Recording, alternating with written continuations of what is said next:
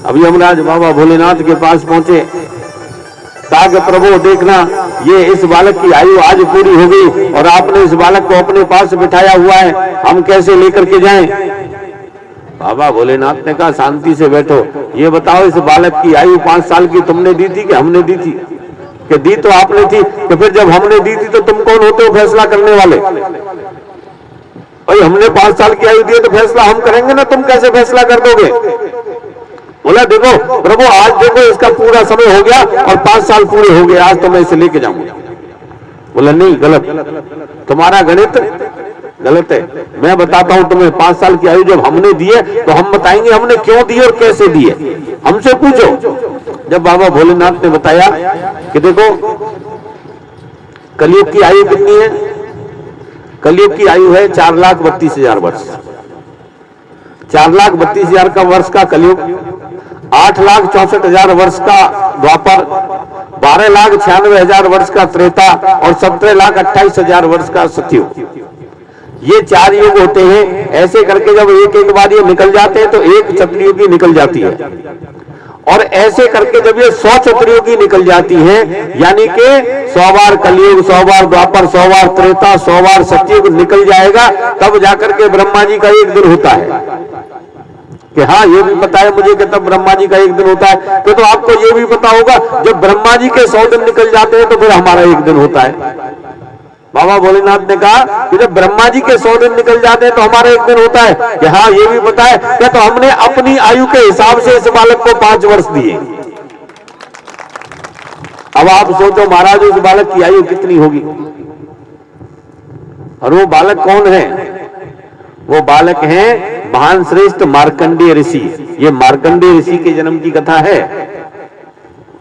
जो मार्कंडेय भगवान की मृत्यु नहीं होती, यदि कभी महाप्रलय भी होती है तो महाप्रलय में बाबा भोलेनाथ अपनी पंचकोशीय काशी नगरी को अपने त्रिशूल पर धारण कर लेते हैं, और उसमें एक नाव में केवल मार्कंडेय ऋषि विराजमान होते हैं, जो महाप्रलय को अपनी आंखों से देखते हैं, और दोबारा से जब पृथ्वी का सृजन होता है तो उसे भी अपनी आंखों से देखते हैं। एकमात्र मार्कंडेय ऋषि हैं जो देखते हैं। मार्कंडेय भगवान का मंदिर आप कभी जाओगे बनारस के पास, बनारस से लगभग 30 किलोमीटर आगे कैथी नाम का गांव पड़ता है, वहां गंगा जी के किनारे पर है। कभी जाओ, जाकर के दर्शन करो। हालांकि मैं तो खूब गया हूं, मैं तो कई महीने रहा हूं वहां। रोजाना मैं तो गंगा स्नान करके भगवान मार्कंडेय के दर्शन करने के बाद जब भी किसी काम पर जाता था, जब नौकरी करता था, जब की बात है। तो ये मार्कंडेय भगवान की कथा है। ये भी बाबा भोलेनाथ के आशीर्वाद से। अब ऐसा आशीर्वाद सिर्फ एकमात्र बाबा भोलेनाथ ही दे सकते हैं, और कोई संसार में ऐसा आशीर्वाद नहीं दे सकता। और बाबा भोलेनाथ भी भगवान राम को याद करते हैं और राम नाम का जप करते हैं। बहुत बड़े दानी हैं। लेकिन आज माता सती के साथ में बैठे हुए हैं कैलाश पर्वत पर, और उनकी इच्छा होती है, माता सती से कहते हैं कि देवी अब तो लीला दर्शन करने का मन हो रहा है, चलो भगवान की कथा श्रवण करने चलते हैं। बाबा भोलेनाथ माता सती को लेकर के विचार करके वहां से निकलते हैं। एक बार त्रेता युग माही शंभु गयो कुंभज ऋषि पाही। त्रेता युग की बात है। बाबा भोलेनाथ कुंभज ऋषि के पास में कथा सुनने के लिए गए, और साथ में संग सती जग जननी भवानी, माँ जगत जननी, माँ जगदम्बिका, माँ जगदम्बा सती साथ में हैं। और गए पूजे ऋषि अखिलेश्वर जानी। कुंभज ऋषि ने उनकी पूजा की। अखिलेश्वर यानी कि आज परमपिता परमात्मा दरवाजे पर आए हैं, तो उनके चरण धोए, उनकी पूजा की। अब जैसे ही चरण धोए तो माता सती के मन में विचार आया कि बाबा भोलेनाथ इनके पास में कथा सुनने के लिए आए हैं और ये हमारे चरण धो रहे हैं, तो ये कैसे वक्ता होंगे? जो वक्ता श्रोता के चरण धोए वो कैसा वक्ता होगा? ये सोच होती है। ऐसा कोई जरूरी नहीं है कि जो वक्ता है, जो कथा करता है वो उम्र में बड़ा ही हो तभी वक्ता होगा। नहीं, छोटा भी हो सकता है, और छोटा आयु में ही नहीं, हो सकता है कि कोई ना कोई श्रोता भी ज्ञान में बड़ा हो। जरूरी नहीं है कि वक्ता जितने भी सब बैठे हैं सबसे ज्ञानवान होगा वही वक्ता होगा, नहीं, कोई ना कोई श्रोता ऐसा भी हो सकता है जो वक्ता से भी ज्यादा ज्ञानी हो। नैमिषारण्य में सूत जी महाराज कथा सुना रहे हैं और कथा सुनने वाले सौनकादिक 88 ऋषि हैं, और सौनक ऋषि है जो सनक सनंदन सनातन सनत कुमार, ये ब्रह्मा जी के बाद में सबसे पहले इनका ही जन्म हुआ है। उनसे बड़ा कौन होगा और उनसे बड़ा कथा के ज्ञानी कौन होगा? लेकिन फिर भी सूत जी महाराज कथा करते हैं और वो सामने बैठ करके कथा सुनते हैं। और वैसे भी अब श्रोता बड़ा होता है कि वक्ता बड़ा होता है? श्रोता ही बड़ा होता है, वक्ता कभी बड़ा नहीं होता है। पता है क्या? जीवन में हमेशा सुनने वाला ही बड़ा है, सुनाने वाला कभी बड़ा नहीं है। ध्यान रखना।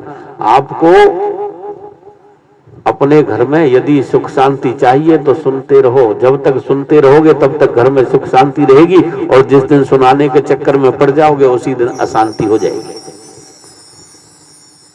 हो जाती है नहीं हो जाती? सुनते रहोगे तो अच्छा रहेगा।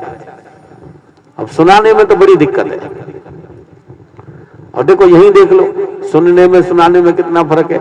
आप कथा सुन रहे हो बैठ के, आपका जब मन करे पानी पीने चले जाओगे, जब मन करे उठ के चले जाओगे, जब मन करे बाबा रामदेव की तरह आसन कर लोगे, कभी पैर इधर कर लोगे, कभी पैर इधर कर लोगे, अपने आप को आराम दे लोगे हैं। और यदि आपको यहाँ बैठ के सुनाना पड़े तो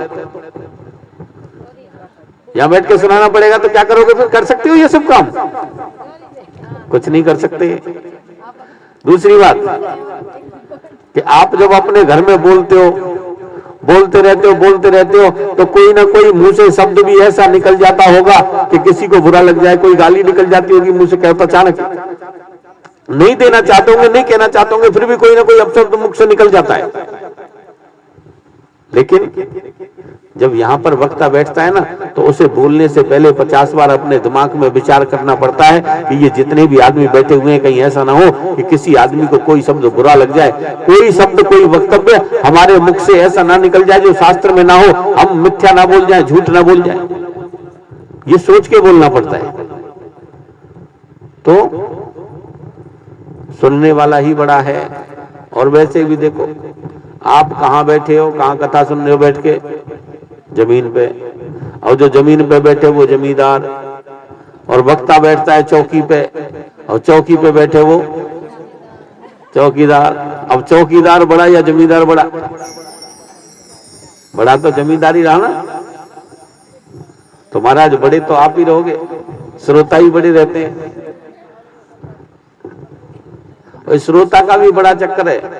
भोपाल में कथा हो रही थी हमारी, अब हमने ऐसे ही कह दिया जैसे हम आपसे 2 दिन से कह रहे कि कल से भैया एक एक श्रोता साथ में लेकर के आना कथा सुनने वाला।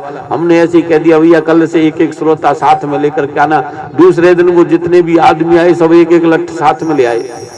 हाँ भैया क्या हुआ? बोले महाराज हमने समझा था, आपने कहा एक एक श्रोता साथ में लेके आना, तो हम 10 श्रोता लेके आ गए। बोलने का फर्क पड़ जाता है ना कई बार। तो ऐसी भाषा बोलनी चाहिए जो समझ में आए और अच्छी भी लगे और झूठ भी ना हो और किसी को किसी प्रकार से कोई उससे हानि ना हो, ऐसा वक्तव्य होना चाहिए। ये वक्तव्य सोच करके यहां से बोलना पड़ता है। प्रेम से बोलो। आधे आधे बोल रहे हैं और मुझे सब दिखाई देता है। कुछ लोगों को तो ऊपर हाथ उठाने में ही शर्म आ रही है, ऊपर हाथ भी नहीं उठा रहे। तो वो ऊपर हाथ क्यों उठाते हैं? जब हम बोलते हैं राधे राधे तो क्यों ऊपर हाथ उठाते हैं पता है आपको? हैं? जब आप फिल्म तो देखते होंगे, टीवी देखते हो नहीं देखते? हैं? टीवी में नाटक आते हैं ना, वो देखते हो। जब पुलिस किसी अपराधी को पकड़ती है तो क्या कहती है? हैंड्स अप, हाथ ऊपर करो। और वो हाथ ऊपर करता है। इसका मतलब जब अपराधी ने हाथ ऊपर कर दिए तो उसने अपने आप को पुलिस के आगे समर्पित कर दिया, अपना समर्पण कर दिया। वही हमारा भाव है कि जब हम अपने हाथ ऊपर करते हैं तो उस परम पिता परमात्मा के चरणों में अपने आप को समर्पित करते हैं कि प्रभु अब हम अच्छे हैं बुरे हैं जैसे भी हैं तेरी शरण में, और अपनी शरण में लगा करके हमारी नैया पार लगाना तेरा काम है। तो इसीलिए अपने आप को उस भगवान के चरणों में समर्पित किया जाता है जब बोला जाता है जय जय श्री, इसलिए हाथ उठाए जाते ऊपर। तो बाबा भोलेनाथ कुंभज ऋषि के पास में गए और वहां पर कुंभज ऋषि से कहा कि आप हमें भगवान राम की कथा सुनाएं। कुंभज ऋषि ऊपर बैठे, बाबा भोलेनाथ नीचे आसन लगा करके बैठे माता सती के साथ में, और कथा सुनी। कथा पूरी हुई। जैसे ही कथा पूरी हुई बाबा भोलेनाथ ने कहा आपने कथा बहुत अच्छी सुनाई, अब कुछ दक्षिणा चाहिए तो बता दो। कथा के बाद में तो दक्षिणा होती है, 7 दिन बाद में कथा जब सुनते हैं तो 7 दिन बाद दक्षिणा देनी होती है। बोले दक्षिणा चाहिए बताओ। कुंभज ऋषि ने कहा कि प्रभु सब कुछ आपका ही है, जीवन भी आपका दिया हुआ है, तो और इससे ज्यादा दक्षिणा क्या चाहिए, लेकिन फिर भी आप देना चाहते हो तो आप एक ही काम कर दो कि मुझे आप कथा ही सुना दो, कथा के बदले में कथा सुना दो। हम भी कह रहे हैं 7 दिन बाद किसी को दक्षिणा ना देनी हो तो कोई बात नहीं है, 7 दिन बाद फिर कथा सुना देना हमें, है फिर हम कथा सुन लेंगे, बराबर हो जाएगा मामला। प्रेम से बोलो।